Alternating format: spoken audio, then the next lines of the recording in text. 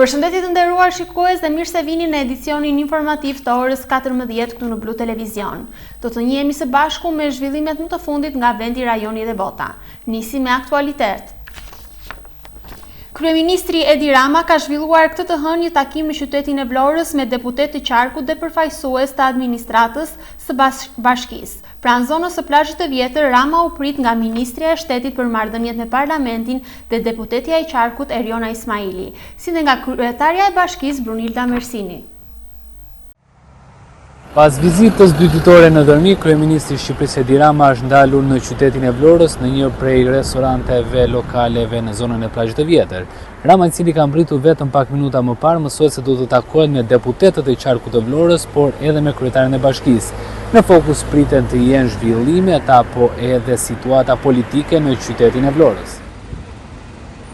Kryeministri Edi Rama ka zhvilluar një takim në qytetin e Vlorës me deputetët e qarkut dhe përfaqësues të administratës së bashkisë. Rama kishte mbritur në Vlorë nga Dërmiu, ku ndodhej prej datës 14, rreth orës 11:15. Ai u drejtua zonës së plazhit të vjetër, ku prit nga Ministria e Shtetit për marrëdhëniet me Parlamentin dhe deputetja e qarkut Eriona Ismaili, si dhe kryetaria e bashkisë së Vlorës Brunilda Mersini. Takimi zgjati rreth një orë dhe gjatë diskutimeve, kryeministri u ndalte projektet që po zhvillohen aktualisht në qytetin e Vlorës, si dhe të përgatitjet për sezonin e ardhshëm turistik. Në fokus të bisedës, ecuria e investimeve publike dhe rëndësia e koordinimit mes pushtetit vendor dhe institucioneve qendrore për përfundimin në kohë të projekteve. Gjatë fjalës së tij, Rama theksoi se Vlorës i është kushtuar një vëmendje veçantë vitet e fundit përmes investimeve në infrastrukturë, turizëm dhe zhvillim urban. Ai nënvizoi se këto projekte kanë ndikim të drejtpërdrejtë në rritjen e potencialit turistik të qytetit dhe në përmirësimin e shërbimeve për qytetarët dhe vizitorët. Kryeministri kërkoi nga kryetarja e bashkisë që për çdo investim apo projekt të ri në qytet të kërkojë bashkëpunimin dhe mbështetjen e ministrive përkatëse. Sipas tij, ky koordinim është i domosdoshëm për të përshpejtuar realizimin e projekteve dhe për të garantuar që ato të përfundojnë brenda fateve të parashikuara. Në prag të sezonit turistik, Rama theksoi gjatë takimit me dyer të mbyllura gjithashtu nevojën për masa konkrete që lidhen me menaxhimin e hapësirave publike, përmirësimin e shërbimeve dhe garantimin e standardeve të pritjes për turistët. Ai shtoi se përgatitja në kohë e infrastrukturës dhe e shërbimeve është thelbësore për të përballuar fluksin e vizitorëve që pritet gjatë muajve të verës në Vlorë dhe në zonat përreth. Në Vlorë, aksionet për pastrimin e kanaleve kulluese kanë qenë gjithmonë të pjesshme, ndërsa institucionet lokale duket se kujtohen për to vetëm në Stinën e Vjeshtës dhe Dimrit, kur ka shira dhe përpasoj përmbytje. Sipas banorëve të lagjes Kushtrimi, zgjidhja e këtij problemi është mbartur për dekada dhe vetëm riabilitimi i plot i kanaleve kulluese. Ndër vite në Vlorë, aksionet e pastrimit të kanaleve kulluese kanë qenë gjithmonë të pjesshme. Në Stinën e Vjeshtës dhe të Dimrit, kur edhe ka shumë shira e përjedhoi rrezik të shtuar për përmbytje, institucionet lokale dhe ato qendrore kujtohen për të kryer aksionet e pastrimit në kanalet kulluese të qytetit. Por këto aksione, siç konfirmojnë edhe vetë banorët e zonave në qytetin e Vlorës, të cilët kanë shtëpit pranë kanaleve kulluese, nuk u shkohet asnjëherë deri në fund. Imazhi i qartë i kësaj situate është edhe një aksion i pastrimit që po kryhet prej disa ditësh në një prej kanaleve kulluese kryesore të qytetit. Banorët e lagjes Kushtrimi thonë se edhe kjo punë e kryer nuk është zgjidhja përfundimtare e nuk do të sjellë asgjë të re.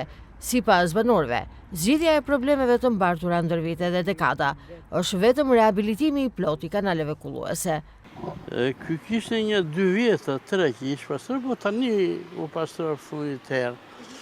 Është bërë ndërhyrje disa herë, po në këtë formë është një pastrim kot, sepse ai kallami nuk një kufi prishë sa herë prishti, aq herë më shumë zhvillohet. Neve me forcat tona gjithë sipërfaqe këtej e ke përballuar duke me e tharë me herbicid, një lloj helmi që përdoren atë, dhe pastruan të formë. Tani përmban shiko, ajo ka ujëra të bardha, po ka dhe ujëra të zeza, të pista, sepse nxjerrën banjat me kanale. Shikojmë me Beturina, ku shëndot? Tani, Beturina, shikoj tani, e para njerë që neve jemi njerëz të pandërgjeshëm. Ne duam një policë për kokë, jo për dere. Sepse, shikoj që jate kanë 3 atë kosha për plera, dhe vim deri aty edhe i vërvisëm, nuk i vërvisëm në koshë, po në kazan, si më i quajnë në ndryshe, po i hedhin në shesh. Çfarë zgjidhje përfundimtare mund t'i jepi? Zgjidhja më e mirë është kjo veshja në 2 kratë, si që është bërë ati lartë e pallati. Ai që bëri pallatin këtu lartë, 300 metra më lartë, e kishë në plan në program dhe e bëri me skarpati themi neve beton, andej dhe këtej dhe u hodhin ai plakësip me mira. Ose ta shtrosh si lana e Tiranës, për shumë, e shtron poshtë, e shtron 2 anët, edhe pislëqet nuk mbeten, se duke patër disnivel kanali këtu, ai do me thënë detyrimisht i mban, ja si pushon ai aty, vinë ato dhe mbeten. Po thuaj se diskutohet si një degë vjosë, si themi neve. Ky kanal përmbledh po thuaj se ja 5-6 lagje. Dhe të gjitha ujëra do me thënë të këtyre 5 lagjeve, të 6 lagjeve vinë dhe kalojnë këteja. Ky ka probleme shumë, se ka muskonjën, ka aerën, ka do me thënë tipon, dizanterin, tuberkulozin, i shkakton të gjitha llojet e sëmundjeve. Ky po ka kaluar ja disa herë, pastruan, po tash i problemet mirë është që të mbyllet, edhe për meqenëse është në hyrje qytetit, tash i kanë arritur kohët, që ta thuash, pak më moderne. Edhe çdo gjë. Edhe Beturina, shëndot. Po. Tani çdo gjë duhet të stabilizohet, të rregullohet, të ikim edhe në si Evropa. Jo të ngelemi gjithmonë në kështu në këtë gjendje. Me shi ta e filluan këtu, po na i lanë kështu. Nisë si hoqin, po me shi punë e tyre djetë, që u ka morë në shallit me qënë që e filluan, ta shku të shkon. Vjetë, pas i vjetë se ditë. Po na i lanë kështu, po. Si e kanë dhe? Po shkon i hoqin, to e i lanë kështu që nuk tërhiqet e një leturë, po. E çfarë sjell kjo? Sjell gjëra këqija, sjell ujtë në një. Po si ku të lanë një. Çfarë zgjidhje duhet t'i japin këtij kanali që të shpëtoni dhe ju banorët e kësaj zone? O zgjedhje, ku bënë zgjedhje donë ta shtrojnë me paka, ta mulojnë ajo zgjedhje. Shikojmë dhe shumë Beturina, kush i hedh po Beturina? Beturinën vinë që lartë, po më dhe kanë koshët jetë, koshët që lartë, pa që i ka dhe popu, jo bërna kanal tjetër, ku vjedhë në ne, po i marën qënë me qëra. Prej kanalit banorët thonë se erërat e pakëndshme që vinë prej tij janë të padurueshme. Nga ana tjetër, sipas banorëve, për shkak të ndotjes masive, kanalet janë kthyer në burim infeksionesh dhe sëmundjesh për të gjithë. Problem janë edhe insektet e shumta, të cilat veçanërisht gjatë sezonit të verës kthehen në një shqetësim potencial të vërtet për ta. Ju banorë që jetoni këtu afër, çfarë probleme është sjell për ju? Probleme është era që ka shpeshherë, sidomos në verë dhe mushkonja. Mushkonja na sulmojnë sa duaç. Na hap shumë problem për të ushtrirë tutje. Ne kemi bërë këto urat vetë, e kupton, primitive. Ndonjëherë do i heqin ata, le t'i heqin, po ta bëjnë kanalin. Është i domosdoshëm për mua, sidomos higienik. Mirë ne plejt, do me dhe në hajde, kaluam jetën edhe në mojë, po këtu do me i Brazili, kemi fëmijë që tani ata infektohen. Vera është e vështirë, në verrim me sita, ato dritaret, dhe nuk i hapim ditë natë, sepse i hape, gjej vënd në mushkonjat. Se filluan një spërkatje vjetë, po kjo një si shkencërisht që larva zhvillohet në Mars. Ata e zhvilluar në gusht, atëre kur larva i kanë nxjerrë edhe ato tjera dhe zhvilluar kaq. Ju e keni të vështirë të jetoni pranë tij? Të vështirë kemi shumë vështirë. Mirë është, po patën mundësi, do më thënë që të vi të mbyllet është sa më mirë është të mbyllet, me që është në hyrje qytetit, të tregon kulturën, tregon do me thënë jetesën, kur është pastruar, mund të ketë një Ka në një javë që s'pasi bërë. Ka në një javë. Ju jetoni pranë kanalit, çfarë probleme ju sjell këtu? Ne kemi probleme sjell çdo gjë po. Do mulor po. Ata e din. Aroma, mushkonjat. Po do fillojnë që mushkonjat këtu. Po vjetë i bën, dërqavë që i bën me lashë.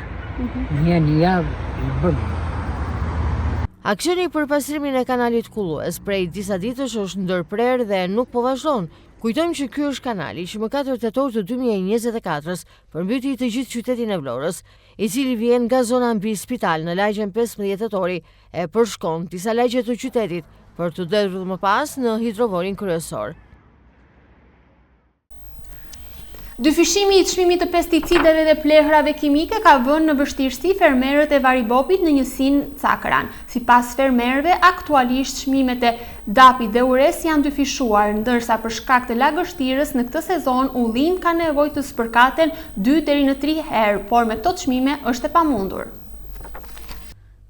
Dyfishimi i çmimit të pesticideve dhe plehrave kimike ka vënë në vështirësi të mëdha fermerët e Varibopit në njësinë administrative Cakëran.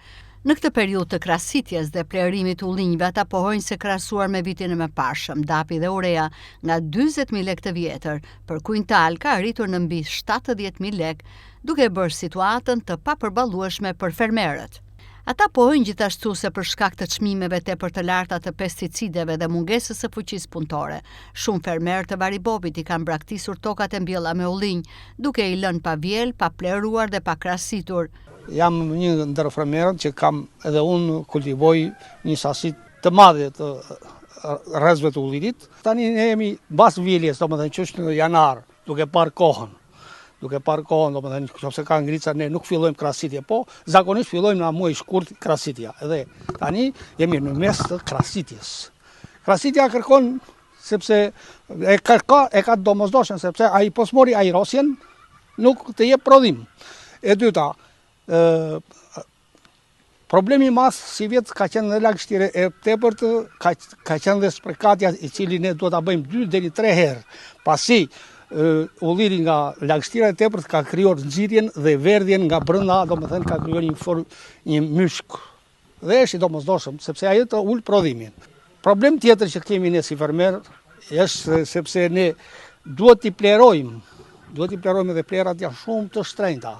Dapi në krahasim me vjet është diçka më lart. Ka qenë po tani me ç'po thonë që po se ne një pjesë kemi bërë, po rritet akoma me rritjen e naftës, po rritet akoma më shumë. Ureja për shkakun që neve do të bëhet plerimi i dytë, do të bëhet muaj në mezi i prillit e tutje. Ka vajtur nga 40 kemi në vitin e 42. Si vetë ka 70. Na bënë vështirësi shumë të mëdha dhe kemi shumë familje të cilët kanë investuar goxha, por që po i lanë sepse nuk kanë mundësinë. E problemi tjetër që ne kemi është edhe fuqia punëtore, ne na ka ikur rinia. Ja unë jam moshatar, jam pensionist, bëre mund sot me ullirin, me krahasitje, me tëra, me vjelje. Jam këtu në emigrimi, kam mbjell 1000 rranj ullinj. Dhe këtu është shumë kostove lartë për të përballuar. Plerat janë shumë të shtrenjta. Jemi në fazën e krahasitjes, të bëjmë me gurkal, dispërkazën i bëjmë se ka shumë smundje, ka shumë insekte. Çmimet janë shumë të larta, të plerojmë, të bëjmë, fuqia punëtore na mungon. Jemi shumë në hall madh, vaj nuk shitet, ulli nuk shitet, kam 1 tonë gjysmë vaj pa shitur. Vajt është problemi madh për të shitur. Çfarë do bëjmë, s'kemi çfarë bëjmë. Unë jam këtu në emigrimi, për të jetuar këtu në fshatin tonë. Ti bëjmë fshatit jetojmë, e s'kemi çfarë bëjmë. Jeni ndihmuar ndonjëherë nga shteti? Absolutisht asnjëherë. As subvencione s'kemi marrë asnjë. Jemi shumë në hall madh. I kanë lënë pas përkatur, pa pleruar, pa vjel, s'ka patur fuqi punëtore, i kanë lënë. Po të vesh nëpër ullinj, nëpër baçat janë shumë vështirësi rrugore për të vajtur, s'ka as rrugë. Të vesh me gomar, me kafsh lart. Tani është faza që ne fermerët fillojnë me krahasitjen e ullirit. Fillojnë plerimet dhe stina. Klima që kemi ka qenë një klimë jo favorizuese për bimin që kemi në lagështi e tepërt. Edhe duke pasur lagështi edhe ca ashtu bima do trajtuar me plera kimike që kosto këtyre ka arritur e përballueshme për fermerin sot. që flasim, kanë arritur deri në 2 fish, rritja e çmimit të dapit dhe të ures. Po ka qenë rreth 40 si vetë 70.000 lekë për kuntal, flasim. Dhe fermeri e ka të pamundshëm, duke dhe prodhimi që i prodhojnë, nuk arrin që ta shesin 100% vajin se nuk ka treg të jashtëm. Duhet një regulator për të shërbyer, për të vajtur që ata ta kenë akoma atë nervin e punës, se shumica nga fermerë nuk ka mundësi ekonomike që të arrin të shërbejnë.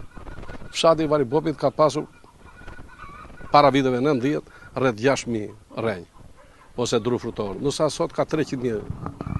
Fermeri duke u aktivizuar e pati një zhvillim të kësaj pune, tani ka ardhur prapë që ne kemi shumë vaj stok, si krahin, si zonë, që duhet një ndihmë, duhet një diçka nga ministria që të filloj të lëvizë diçka edhe për bujqësinë dhe për ekonominë, që këta njerëz që kanë ndërtuar jetën këtu në fshat, duhet të ardhë ndihmë. Gjë nga infrastruktura e para, gjatë kohës muajit shtator, për shembull që të vënë për Basha në përgjera se s'ka rrugë, të krijohet një fardrom që të hapi që të vënë, ta vjelin, ta bien, të vënë mjetët ta marrin prodhimin. Ka shumë gjëra, e kupton që për të ndihmuar në këtë drejtim, komuna apo edhe ministria duhet të ndryhë. Taqinet për dhe ullirit, ne kemi, unë kam 2.000 rrenjë ullinj.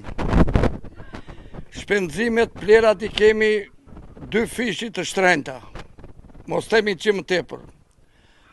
Si përbalojmë dot, shitja nuk bëhet si që ti përbalojmë neve me tokës, se mbulon kostën e saj. Kështu që neve dalim për të kthyer, jo të fitojmë. Fermerët e kësaj zone e kanë të bazuar ekonominë e tyre familjare te kultura e ullirit dhe dështimi me të i çon pashmangshmërisht drejt falimentimit. Ata apelojnë një zëri për ndihmë nga shteti, teksa theksojnë se nuk kanë përfituar asnjëherë subvencione. 15 marsi është afati i fundit për të aplikuar për ushtrimin e veprimtarisë si stacion plazhi për sezonin turistik veror 2026. Ministri i Turizmit, Kulturës dhe Sportit Blendi Gonxha ka konfirmuar se subjektet që kanë plotësuar kriteret ligjore kanë mundur të finalizojnë aplikimin në mënyrë elektronike duke siguruar përfshirje në sezonin veror. Ka përfunduar një ditë më parë afati për të aplikuar për ushtrimin e veprimtarisë si stacion plazhi për sezonin turistik veror 2026. Ministri i Turizmit, Kulturës dhe Sportit Blendi Gonxha u kujtoi të gjitha subjekteve të interesuara se tashmë është finalizuar dhe aplikimi në mënyrë elektronike përmes portalit e Albania, duke siguruar kështu përfshirjen në sezonin veror. Kjo sipas ministrit për të gjitha subjektet që plotësuan kriteret ligjore. Ndërkohë, ministri Gonxha theksoi rëndësinë e respektimit të këtij afati, që ishte data 15 mars. Ministria e Turizmit, Kulturës dhe Sportit dhe Agjencia Kombëtare e Bregdetit nënvizojnë se respektimi i afateve është thelbësor për organizimin dhe funksionimin e stacioneve të plazhit gjatë sezonit veror. Në mbyllje të procesit të zgjedhjeve për kryetarin e degës së Partisë Demokratike në Vlorë, ish deputetja Nadire Meçorapaj ka rezultuar fituese me 496 vota me një diferencë të thellë ndaj kandidatit tjetër Darling Banushaj, i cili ka siguruar vetëm 106 vota. Të thirrur në votim kanë qenë rreth 1500 anëtar dhe kanë marrë pjesë më pak se gjysma e anëtarësisë.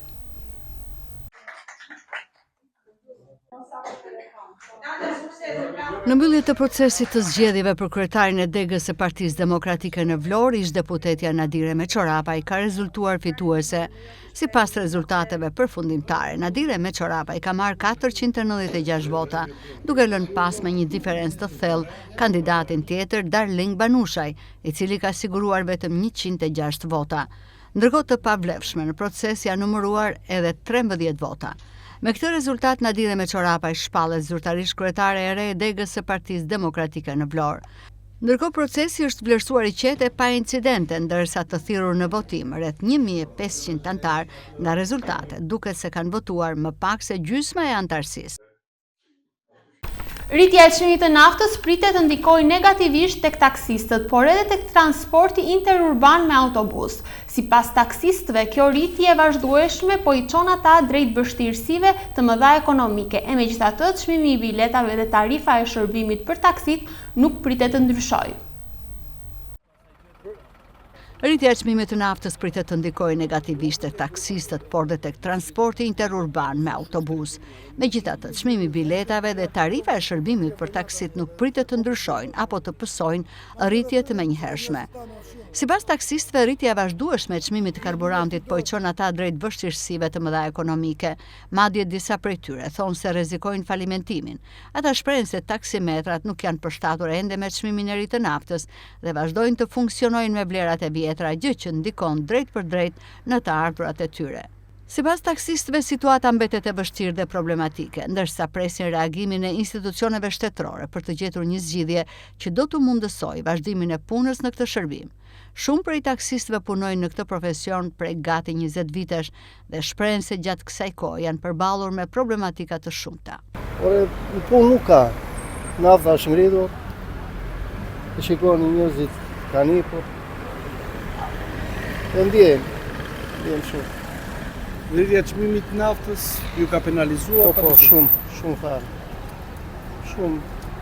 Do të shikojnë në rritjen e çmimit të biletave si? Një lloj janë, s'vin, nuk hipin njerëzit. Jeni detyruar që edhe pse ka rritje e çmimit të naftës të rrinë me të njëjtat çmime? Po, me të njëjtat çmime. Na ka penalizuar shumë. Çfarë do të bëni tani që rrit nafta? Do të arrisni çmimin ju si taksi? Da mbyllin fare. Jemi drejt mbylljes. Sa ju ka penalizuar? Pja, si e gjykon ditë, ti ke makinë vetë. Qatë? Çfarë do me të për ju? Qa do të me mua? Ne kemi bërë peticion e shtetit, që kur u ngrit me Ukrajinën, që kur ngrit me virusin, që kur ngrit sot, neve për shumë 5 apo 4 që kemi në 30 vjetë e kemi regjistruar taksimetrin kur ka qenë nafta me 1300. Këtu në 2002-2003. Edhe sot, ai taksimetri që pa kualituar në shteti, vetë me atë çmim vazhdon. Edhe pamëse nafta është 2000, ne me prapë me. Kush duhet ta kolaudoj taksimetrin? Se s'na i ka njohur në peticionin që ministri i Tiranës. Finanës është njohur të filloj taksimetri me 3, filloj me 3 na puna, jo me pasi bëjmë 2 kilometrat. Këtu u bardha çmimi i naftës. Rritja e çmimit ju penalizon, ju çon drejt falimentimit. Po si. Ja gjithë kanë ikur në ulje, kanë ikur në bashkë. Ma shpjegoj pak punën e taksimetrit këtu. Taksimetri në 2200 kam dal taksi. Këtu e 24 vjet. Ka qenë nafta me 1200-1300. Është kualituar taksimetri. Dhe fillon me për 3 km, për 2 kilometra fillon me 3500-3000. Dhe sot kjo është nafta me 2000, ne prapë me njëtin ashtu taksimetr kemi. Urdo, ja kjo është humja jo. Shteti na ka dalë këto ditë në qarkullim, na thot vur taksimetrin. Gjoba është 250.000 lekë. Nuk kam me liç drejt policia qarkullimit të vërë gjobën 250.000 lekë. Vetëm i tax force. Kjo është me defekt dhe nëse kam abuzuar unë te prishja e saj. Naftës sa ju penalizon? Po ndikon shumë te neve ndikon shumë çmimi i shtrenjtë i karburantit. Ndikon se ne kemi me taksimetr dhe në bazë taksimetrit nuk ngrihet çmimi në fjalë. Nis gjithmonë fillimi me 3000 dhe kur është me 1700 dhe me 2000 sa ta ngrën neve na penalizon. Ju nuk e rrisni dot çmimin? Po se rrisim dot, se ne kemi taksimetrin të kualituar që fillon me 3000 lekë dhe vazhdon me 100 lekë kilometri. Si e bëni kaj? Si dhe e bëni? Me rritje çmimit naftës? Ja, taksat na janë ngritur. Në 120 që paguam sigurime shoqërore ka marrë 150. Çfarë do bëjmë? Me zia dalim. Sa punoni me taksi? Unë kam 20 vjet që punoj taksi. Unë taksimetrin që kur është kolauduar në çfarë viti për fundit? Kualitimin tani bearin që kaloj e bëra. Po prapo alën me çmimin që ishte atëherë? Me çmimin që ishte atëherë, ashtu e kemi. Ngrihet nafta, taksimetri është në vend. Aq regjistron 3000. Çmimi për pasagerët? Po s'kam se si ta arris, nuk kam si ta arris. Po se ngriti shteti. Si ja dalim do, me zi ja dalim. Mujt e dimrit janë cop. As punojmë, as bëjmë. Merohemi. Taksistët thonë se rritja e çmimit të naftës po e bën gjithnjë më të vështirë mbulimin e shpenzimeve ditore, ndërsa të ardhurat mbeten të njëjta për shkak të tarifave të pandryshuara. Një mjet i tonazhit të rënd, kamion ka marrë flak në ecje në bypassin e Vlorës. Ngjarja ka ndodhur mëngjesin e kësaj të hëne. Dyshohet se zjarri ka ardhur si pasojë e një shkëndije elektrike. Kamioni drejtuar nga një shtetas indian është krumbuar tërësisht nga flakët, por fatmirësisht nuk ka të lënduar. Një mjet i tonazhit të rënd kamion ka marrë flak në ecje në bypassin e Vlorës. Ngjarja ka ndodhur mëngjesin e kësaj të hëne, pikërisht në bypass. Dyshohet se zjarri ka ardhur pas një shkëndije elektrike në pjesën e motorit ku mjeti ka marrë flak, teksa po kthehej në drejtim të qytetit në momentin që po ngjiste kodrën. Kamioni është shkëmbuar tërësisht nga flakët, por fatmirësisht sipas burimeve nga policia e Vlorës nuk ka persona të lënduar. Të njëjtat burime konfirmojnë se kemi të bëjmë me një mjet i cili është në pronësi të një prej firmave ndërtuese që po realizojnë projekte në Vlorë. Drejtuesi sapo ka parë flakët, ka dalë nga mjeti duke shpëtuar pa lëndime. Drejtuesi i mjetit ishte një shtetas i huaj me origjinë nga India. Ka qenë pikërisht ai i cili ka lajmëruar forcat zjarrfikse dhe policinë e Vlorës. Në vend ngjarje krahas forcave të policisë kanë mbritur dhe forcat zjarrfikse, të cilat kanë bërë të mundur shuarjen e flakëve. Policia ndërkohë po punon për dokumentimin e rastit në fjalë. Kjo ishte dhe gjithçka e përgatitur për edicionin informativ të orës 14 këtu në Blu Televizion. Për zhvillime të mëtejshme, ju ftoj të na ndiqni në faqen tonë zyrtare Blu Televizion si dhe në rrjetet tona sociale. Bashkë mirupafshim.